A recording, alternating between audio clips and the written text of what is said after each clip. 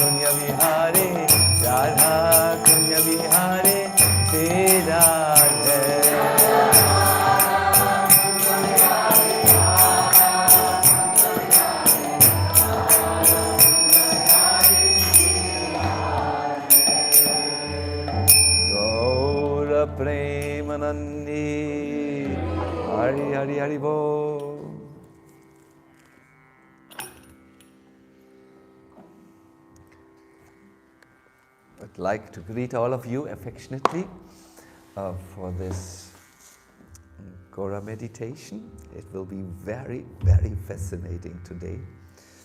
I feel greatly inspired, and I just wanted to set a general frame before I start. There are altogether 3 ways in our tradition in which you can think of Krishna and meditate about him. And I would like to just find for you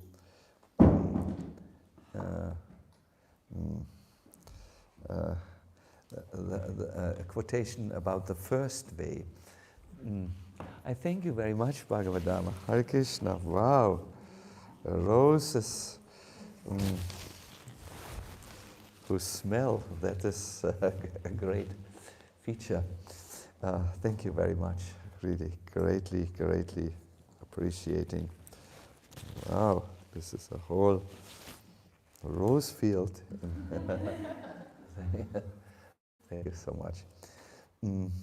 The first way to think about Krishna, and that's how it all starts, our meditation, is to see him in our immediate environment. If you don't see Krishna right around you, it will be very difficult for you to focus your mind on the transcendent Krishna, the one who is engaged in leelas in the spiritual world.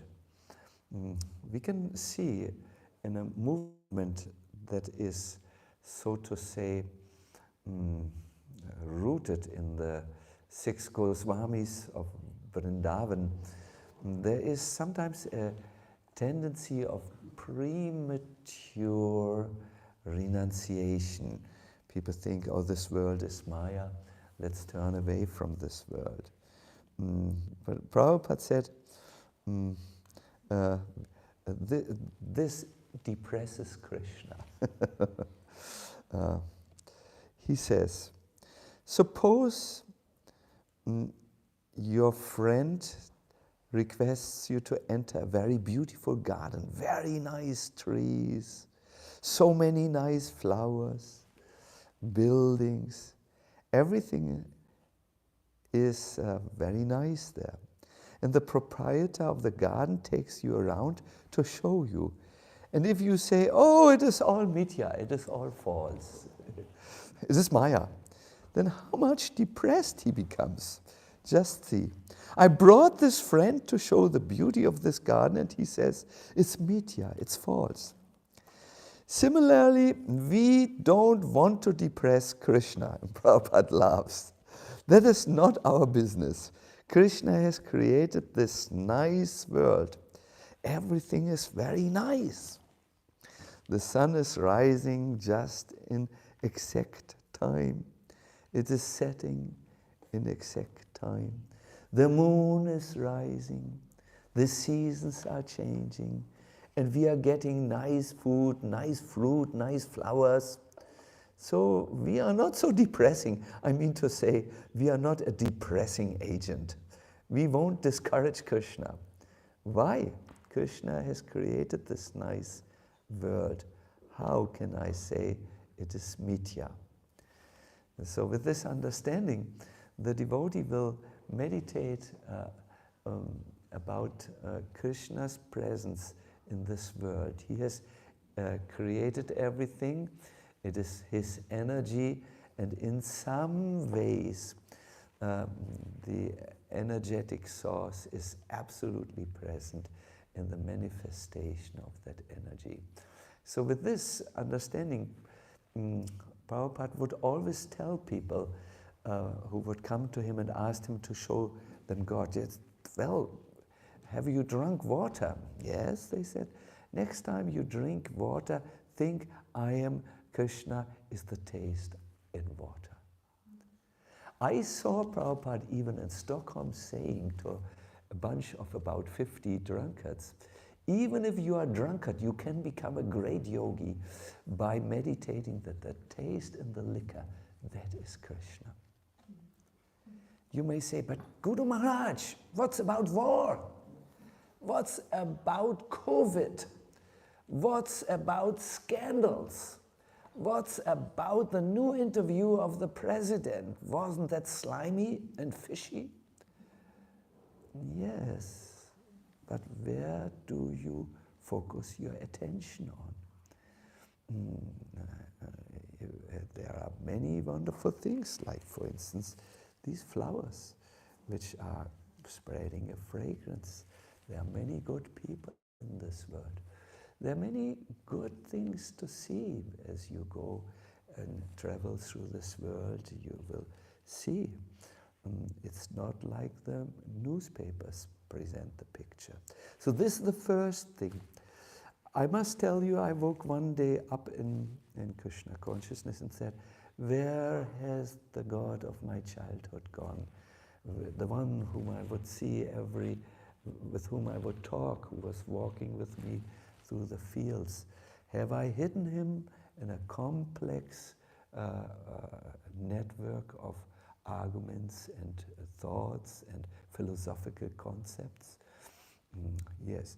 The second way, which is very nicely expressed in the songs of the Goswamis, these renunciants who form the theological basis, a lot of that philosophical basis, is in their song. He Bradhe Brajadevi ke chalalite, He Nandasuno Kuta, Shi Govanana Kalpapa Tapatale Kalindivane Kuta. O Queen of Vrindavan. Who? Radharani, O Lalita, O son of Nanda Maharaj, where are you all now? Are you just on the hill of Govardhan? Or are you under the trees on the bank of the Yamuna? Where are you? And the devotee who's interested like this, he will look for traces, Spuren of Krishna, footsteps of Krishna, indications of Krishna, as they are given in sacred literature that guides us in our practical meditation about Krishna, his pastimes and his mind-enchanting laughter, his playfulness, where he always has the greatest of surprises ready. So in between these meditations for the person who's in the world and meditations which are beyond this world, which are for the transcendentalists, there is a gateway. I tried to explain it to one devotee today, but she didn't pick up this point. So I have to understand, I need to make it more clear.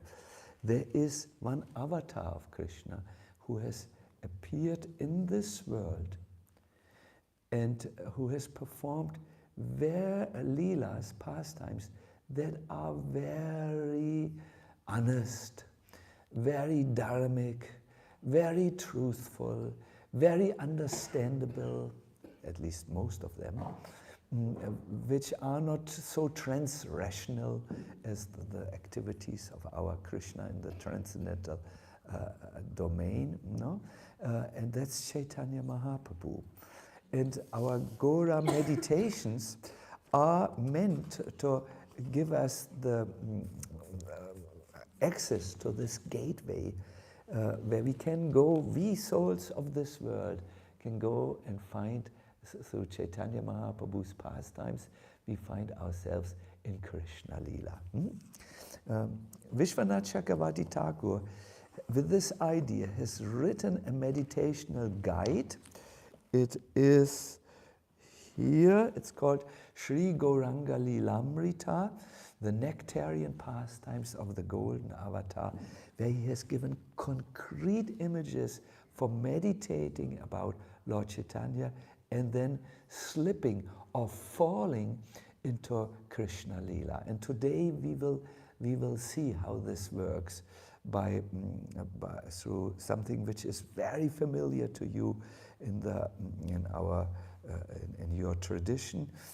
It will be a song. Well, you like to all sing. I know this. So Vishwanath Chakravarti Thakur has said, his pastimes of Gaura Lila, Gaura's pastimes should be remembered by meditative devotees before they remember the pastimes of Sri Krishna, the moon over Gokula. If someone lovingly reads or recites the Lord's eternal daily pastimes, as they are illuminated in these 10 verses of this prayer, then the Lord becomes immensely pleased with that person and by his own merciful compassion. Thus I meditate daily about the pastimes of Lord Chaitanya. So what is happening here? Well, the Lord becomes pleased, and when he is pleased, he does usually two things. He takes the obstacles away from the devotees who want to reach him. He helps them. Yes, I help you. And when the Lord is pleased, he lets us taste a little of his sweetness, so that we will be able to say, thank you, Maya, you have nothing to offer in comparison. You may go this way, I go that way. Yes, these are the two ways in which the Lord shows mercy to us in the material world. There are other ways as well. So, okay, we have meditated last time about the period number 3, which ends at 10:48 a.m. Now, without any further hesitation, we will enthusiastically step in the period number 4, that is the midday pastimes that take place between 10:48 and 3:36. Let me check if yes.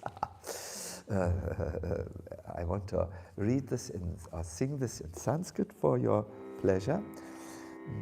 Madhyane sahataisvapa shadaganai sankirtayati drisham sadvetendu gadadada kilasa shilavaduta prabhu arame mridumarutai shishiritai bringad vijanadite Svam vrinda vipinam smaram brahmatiyas tam goramatyem yaham.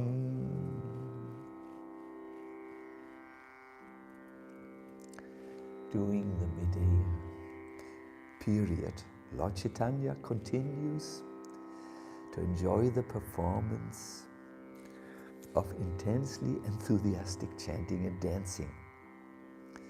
So Mahaprabhu continues right there with the ecstatic Harinam Sankirtan. He's surrounded by his own dear devotees, such as the moon-like Advaita Acharya. Please say the name, it will make you enthusiastic. Advaita Gadadha Pandit. And the divine madman Srila Nityananda Avaduta Prabhu. Srila Nityananda Avaduta Prabhu. Yes, there is he's so ecstatic that we have no other words for him from this world than calling him an Avaduta, a person beyond the rules which ordinary human beings observe. Afterwards, they all wander throughout the gardens and groves on the bank of the Ganga, where they enjoy the sweet cooling breezes blowing over the river. So they go through the garden, and groves means in the forest when trees stand by each other and form a cluster, sometimes an enclosement, you know. There is a sweet cooling breeze blowing over from the river. Which river? Ganga, yes. Hearing the pleasant sounds of the bumblebees and birds in those gardens, the Lord remembers his own ecstatic pastimes as Radha and Krishna, which are occurring simultaneously in his own forest of Vrindavan. I meditate thus on the daily pastimes of Sri Gaura. This is one of the few times in which we hear how this meditation works. Lord Chaitanya, while doing various pastimes, we will hear this, all of a sudden slips or falls or moves into another dimension where he is engaged as in a loving exchange with Radha and or with Srimati Radharani. No? Thus, I meditate on the daily pastimes of Sri Gaura. You will do this, or we will do this today. Yes, so that you get the idea. Perhaps you have the idea. I heard there are many very practiced devotees on this call, so I assume many of you have had a taste, but it's nice to do that together and check if our process is if we can learn something to add to our process. So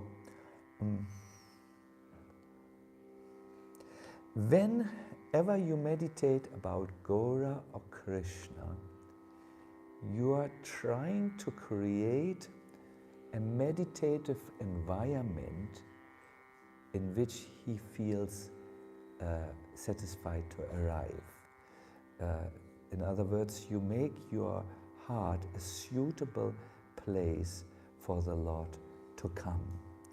You wouldn't, for instance, meditate about Krishna the way the yogis meditate about Paramatma. They will meditatively have a fire arise in their heart which burns away their own contaminations. The devotee says, how can you do this? This will be very hot for Krishna. Don't always think about you and your stuff and what you want to do. Think about Krishna. This is bhakti, no? Devotion. So when meditating about both Gaura or Krishna, you prefer to put first a meditation in your heart where you put either the forest of Vrindavan into your heart or the landscape of Navadvip. And this is done in this meditation. Gaura comes in the noontime. When did this period start? 10:48, someone says, yes, or I heard at least. That's a little around 11 o'clock. He comes to a vast flower garden. His eyes are slightly tinged red because he's overwhelmed with loving emotions. And as he looks on the flower garden, he sees 4 huge kadamba trees posted in the 4 directions of east, west, and everything else. And he sees also something that is around the kadamba forest. That means surrounding this whole idea is the thorny bushes. I heard they are called screw pine bushes, but I couldn't see the translation into German. They're very thorny. So if materialists pass this protected area of meditation, they will not go there. This is always very important in the higher or more advanced subjects. You have to enter this, as one godbrother said, on your belly, very humbly, in a loving submission, eine liebevollen Ergebenheit. If you come with your material perspectives there, you just can't enter. This many devotees in our movement experience. They have not taken care enough of their inner cultivation, and therefore they just do not feel attracted to hearing about Krishna, although they want to feel attracted. But it is, as one of our friends in Vrindavan said, entry only on permission, What is it? Without permission, no, what? Without permission, no admission. He says like this, one friend who is always saying, without permission, no admission. He knows a little English, so these words he has learned. So also here, there are thorny bushes, so that common people will remain at a distance. This, of course, can be understood on many levels. I like to understand it is let your material awareness or consciousness stay outside. We are now entering a protected, sweet area. So in the 4 directions, so there are Madhavi and Malati plants. These Yasmin, they belong to the Yasmin family. That means they smell very nicely. In Germany, we know gardenias.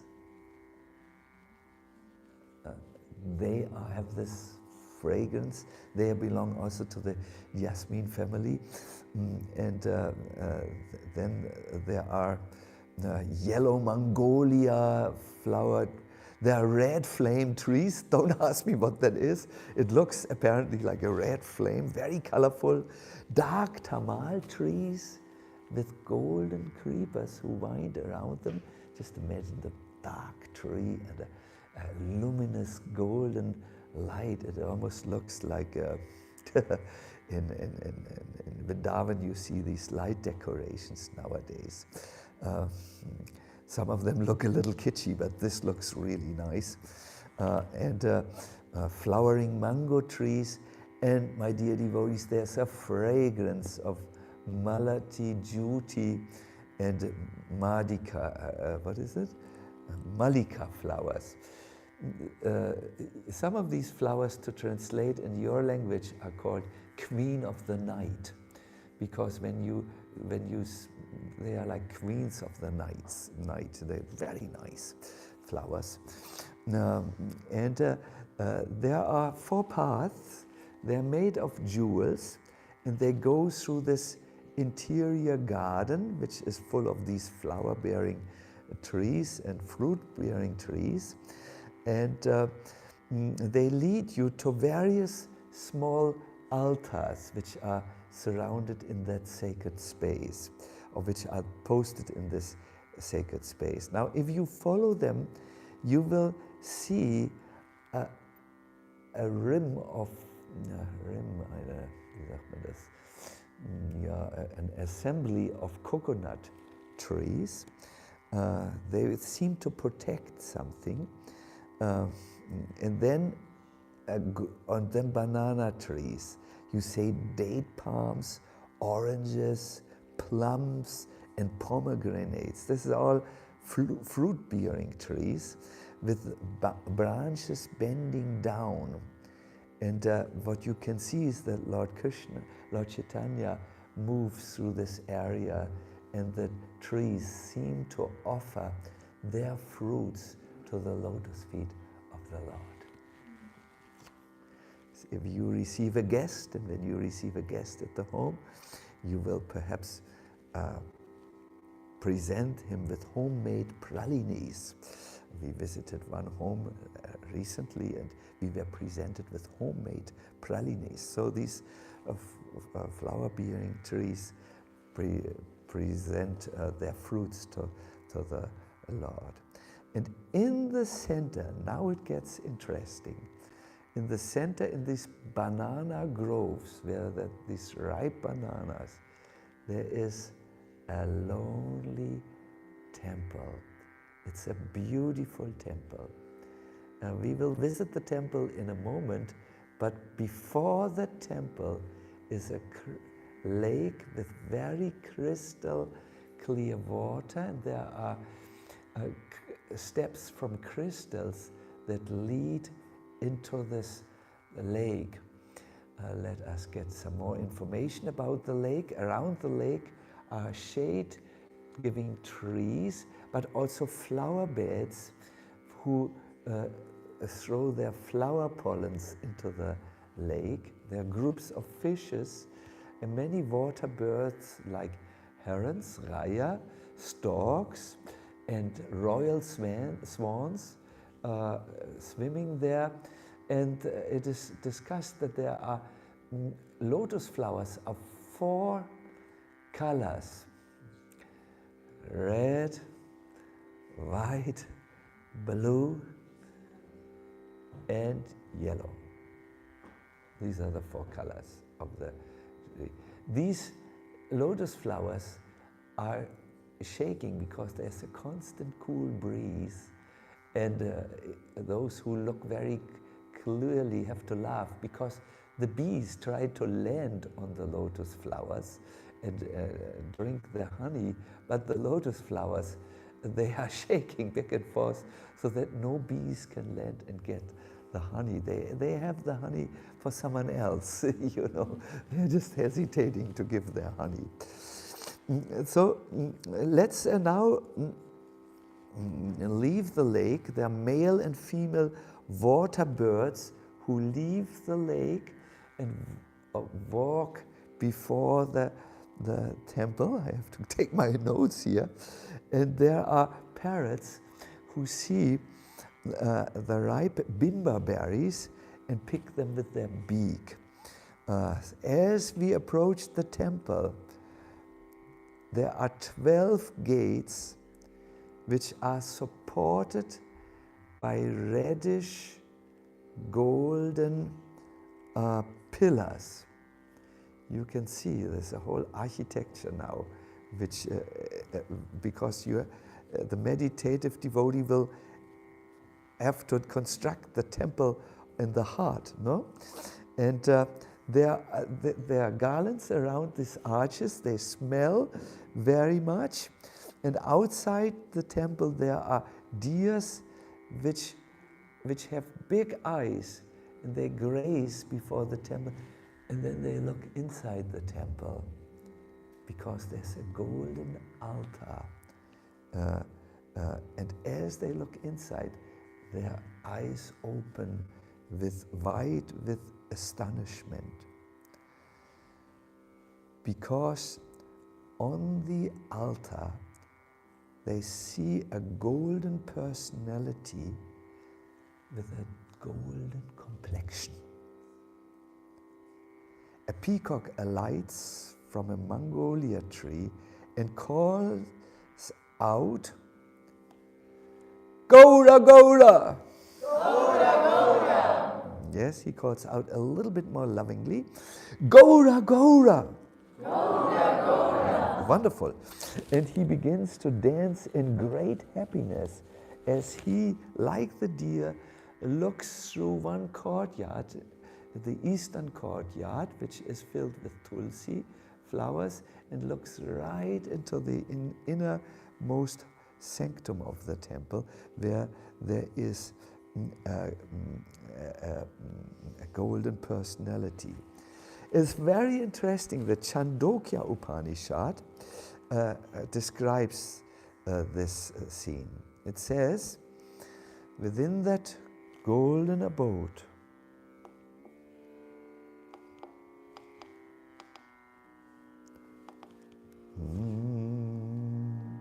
within that golden abode is the Lord who has a golden effulgence and also golden effulgent hair. He is effulgent indeed from head to foot. His eyes are like the petals of a lotus which opens in the morning sun. He is transcendental, beyond all sins. He who knows this Lord also becomes free from all sins. At that time, female and male parrots call out a prayer. Jai Shri Sacinandana. Jai Shri Sacinandana. Yes. Glory to the life and soul of Narahari and Gadadhar. Listen very carefully. They are more learned than the Indologists in the Berlin University. They describe these parrots. Glory, glory to He who has manifested all these desire-fulfilling trees. Glory, glory to Radha and Krishna, who have united in one form. And then they make a philosophical observation. Every single Brajavasi of Vrindavan has come and descended to Navadvip to perform pastimes that unlimitedly increase their prema. Just see what they have, how they describe Lord Chaitanya. They describe Lord Chaitanya as the Lord who has descended, not alone, but with Sudam, with Sridam, with Madhumangal, with Lalita, Vishaka, and so on. And all these have taken different personalities. My dear devotees, I have seen in holy dhams that sometimes the persons who look at you, whom you see, whom you can photograph with your camera, have turned into other beings. They have what you see in films where people turn into something else. That is that is taken from what is happening in the spiritual dimensions. Great saints often take disguises so that an ordinary person may not see them. Therefore, the recommendation when we are in Vrindavan and in Navadvip is to be very careful with each single resident, because you never know who's there, who is before your eyes. There is much more going on than what you see, and often it has been seen that, for instance, trees all of a sudden show that they are not just trees. There's this very famous story which happened just a few years ago, that one Baba took shelter in a tree, in a hollow tree, and was chanting Hare Krishna in the night, and he was moved by his tears and so on. And all of a sudden he hears a voice, "Why don't you show him what he wants to see?" He doesn't see anyone, it's night. "No, I'm serious. Why don't you show him what he wants to see?" The Baba in the meantime is continued to chant, I'm just hallucinating. Then all of a sudden, he sits in the hollow of the tree, his tree speaks, "I don't think it's the time yet." I'm sitting in a speaking tree. Then he hears from outside, No. Radha said, anyone who comes to Vrindavan will have his dreams fulfilled. Then says the other tree, "You show him." And all of a sudden the Baba, this is how he describes, one peacock lands, another peacock lands, another peacock lands, boom, boom, and they form a half circle, and they say, "Keka!" in the night. That's quite loud. And in a blink of a moment, he sees Krishna standing in that half circle. The desire trees are not just trees, they are wish-fulfilling trees. And the peacocks are not just dumb animals with beautiful tail feathers, they are very powerful sadhus. So yes, so here the parrots begin to speak about Radha and Krishna. We want to sing with you a song about Radha and Krishna. Maybe, Gauri, you can distribute the things. We don't have so many. You will have to look in one place, and we will sing quickly. This is now what's going on in Krishna Lila, what we will sing.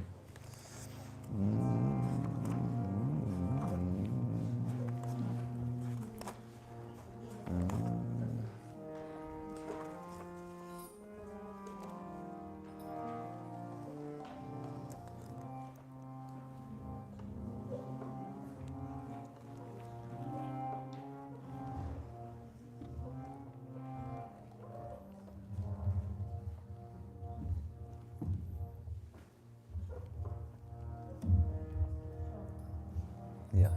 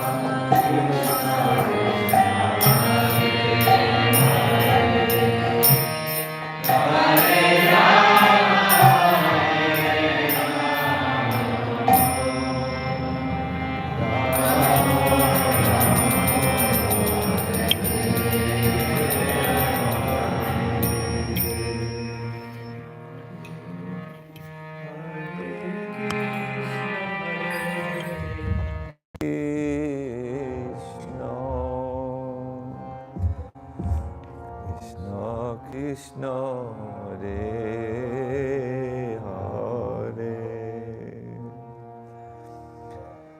Hare Rama, Hare Rama,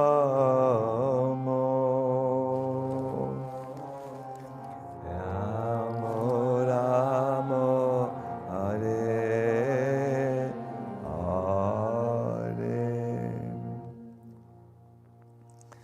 So here, this is the Leela Kirtan for this period of the day.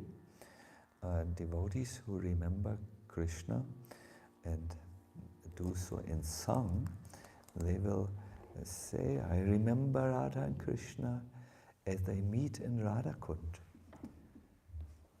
They're decorated by their ecstatic responses. You know, they see each other and they, wow, how wonderful Krishna looks, how wonderful Radha looks.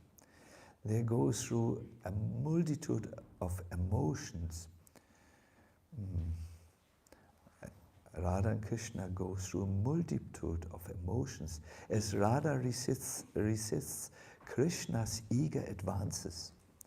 They come together, express their love in words.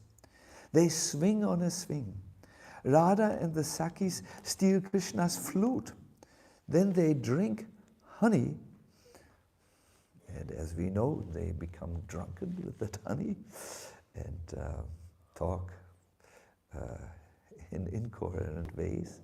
And then Radha leaves Radhakund to worship the sun god. They play in the water. They have picnic in the woods. They pretend to sleep, only pretend. Like Krishna will put a soft garment over him and the gopis then come close. He's asleep, isn't he? Yes, yes, he's asleep. Then they talk about him and Krishna smiles while he hears them. And they wander through the forest enjoying its beauty. Radha and Krishna engage in these and many other joyous pastimes, all the while surrounded and served by their intimate associates. So Lord Chaitanya relives all this. When Lord Chaitanya hears the statements by the parents, he remembers the Leelas of Radha and Krishna at Radhakund. And he calls out in one moment, who has stolen my flute? He's Krishna. He's now in the Vrindavan area. He's no longer in his awareness in Vrindavan, in Navadvip. The next moment he says, just see, I have defeated you all at dice. The next moment he says, let there be water sports in the Kunda. And all the devotees who are around him and hear this, they shout Jai, because they are also in this bhava. Let's go now to the place of Surya Puja. And the next moment he starts to walk, holding Gadadhar's hand. And together with Gadadhar he passes under the trees, under the shade. Who is Gadadhar in this pastime?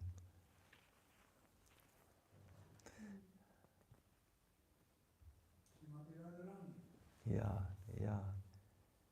They are not in their Navadvip identities at this moment. No? Therefore, it is very nice. The devotees look at the Lord and they adorn him with flower armlets, with necklaces, with hair ties. They arrange his hair. Krishna's favorite hair dress, I do know, I've heard, is that the hair is taken up and bound together in a bun. And then there's a pearl necklace around this bun, and then a peacock feather. Yeah? The sweetness of the forest is equal to that of Vrindavan. The devotees throw flower petals and they make a very nice kirtan, but they use different instruments. Yes, they use the mridanga because the mridanga is necessary in Krishna's pastime as the flute. It's the flute there, and here it is the mridanga drum. But they also play veenas for their kirtans, and they dance, they make rhythms with their hands. It is impossible to describe these limitless forest pastimes, my dear devotees. Therefore, it is best to meditate about them. Please play that melody. I will just bring you in your meditation to one verse which we will use.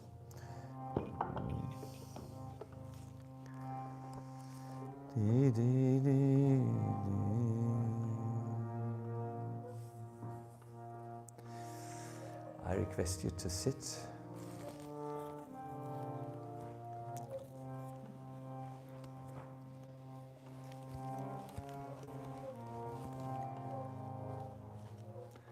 Please stay in an erect way. Good Krishna, I will put this on.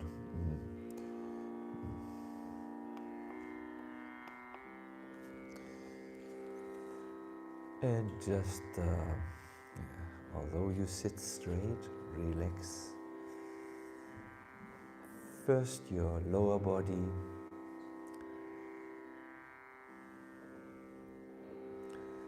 then your upper body,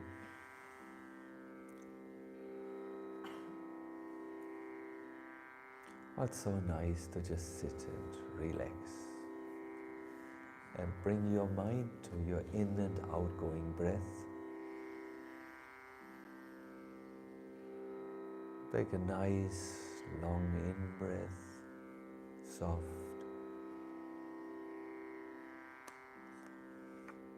And whenever it comes time to breathing out, have a nice long outgoing breath.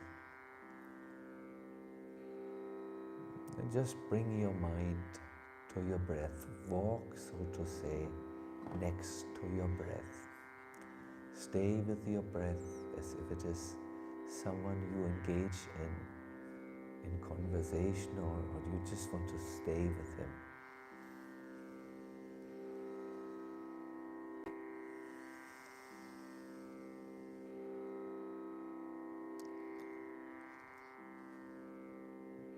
Then just bring your attention to your heart area and listen both with your ears and also with your heart. During the midday period,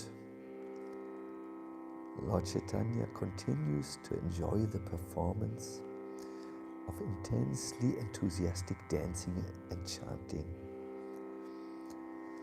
He's surrounded by his own dear devotees, such as the moon-like Advaita,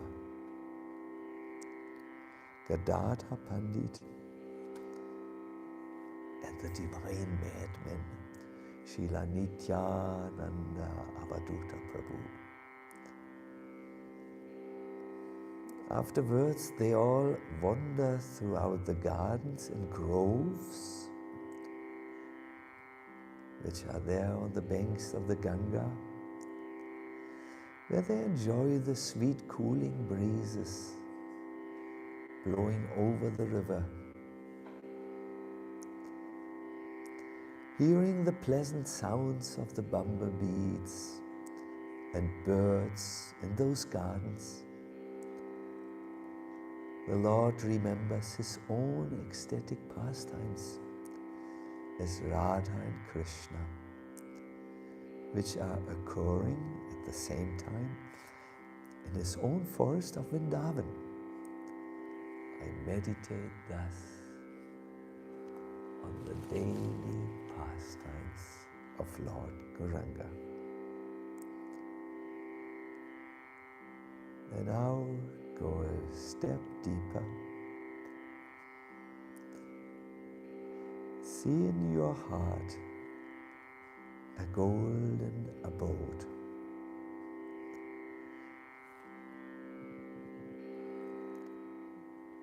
There is the Lord who has a golden effulgence.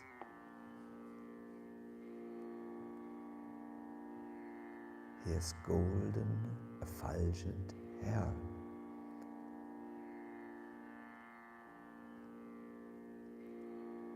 From head to foot, there's this golden light surrounding him. His eyes are like the petals of a lotus opening in the morning sun. He's transcendental. He's beyond all sins. One who meditates about this Lord and knows this Lord becomes free from all sins.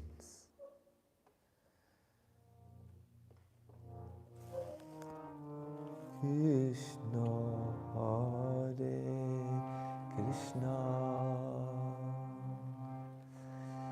Krishna Krishna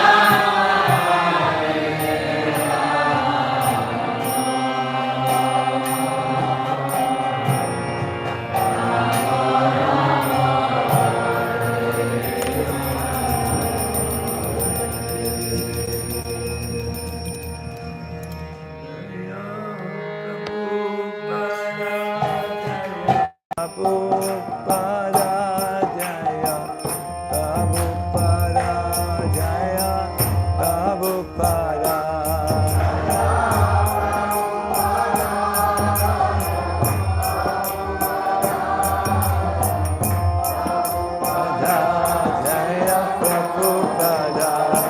Jaya Prabhupada, Jaya Prabhupada, Jaya Prabhupada, Jaya Prabhupada.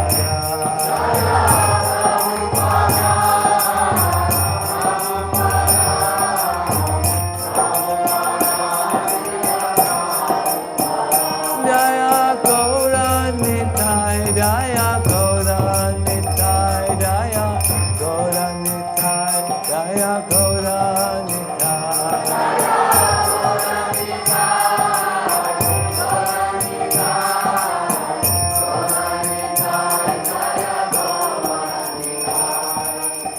Gaura Premanandi, Hari Hari Hari Hari Ram.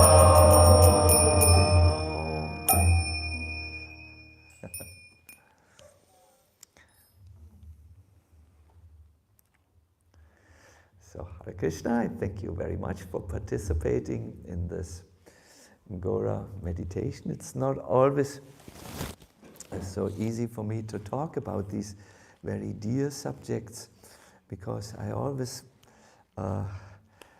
need the encouragement of the devotees. I need to feel that they are interested in this. But you were such a wonderful audience that you were helping me to overcome my initial skepticism. And I'm very grateful to you. I always think when we meet together for Krishna Katha or Gaura Katha, we all create together in space, a sacred space, in which all of us on our own can make the discoveries which are just perfect or adequate at this moment. I want to end here. Tomorrow, as you all know, we celebrate the Ratha Yatra festival. It's a festival which is very dear to Chaitanya Mahaprabhu, and we can go right into the spirit of Lord Chaitanya, who, when he saw Lord Jagannath, he also changed. He saw in his internal consciousness Krishna often performing his pastimes in Vrindavan. So with Lord Jagannath's mercy, who comes out from the temple into the streets and our lives, so to say, if you so want, we can perhaps obtain some mercy to go further on this exquisite path of Krishna consciousness. Thank you very much to my audience on the online media who have seen this now or who will see it in the future. I greatly value your presence, and in some ways one can see or one can feel the electric presence of Hari Shyam and others who I know are there. All the best, and Hare Krishna, Hari Bol.